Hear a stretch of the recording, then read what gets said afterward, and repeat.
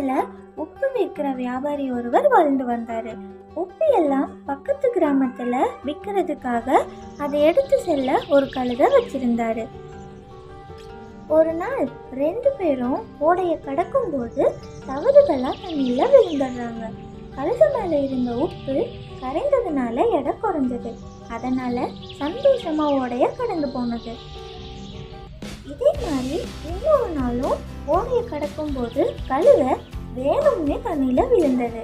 மீண்டும் உப்பு தண்ணியில கரைஞ்சி எடை குறைஞ்சது. வியாபாரியும் இந்த முறையும் தெரியாம தான் விழுந்திருக்கும்னு நினைச்சு எதுவும் பேசாம போனாரு. இருந்தாலும் வியாபாரிக்கு கழுதை மேல சந்தேகம் வந்தது.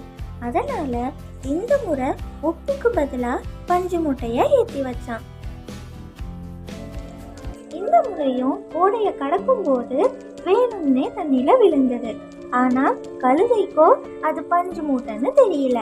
பஞ்சு மூட்டை தண்ணியில உறிஞ்சி ரொம்ப கனமா மாறிடுச்சு. அதிகமா கனமா இருந்ததுனால சீக்கிரமாவே கழுதை ரொம்பவும் சோர்வடைந்தது. இந்த கதையிலிருந்து நம்ம என்ன கத்துக்கிட்டோம்னா, ஏமாத்துறது ஒரு முறை வேணா உதவலாம், ஆனா நேர்மையும் கடின உழைப்பும் தான் வெற்றிக்கான உண்மையான பாதை. ஓகே குட்டீஸ், உங்களுக்கு இந்த கதை பிடிச்சிருந்தா லைக் பண்ணுங்க, ஷேர் பண்ணுங்க, மறக்காம சப்ஸ்கிரைப் பண்ணிக்கோங்க.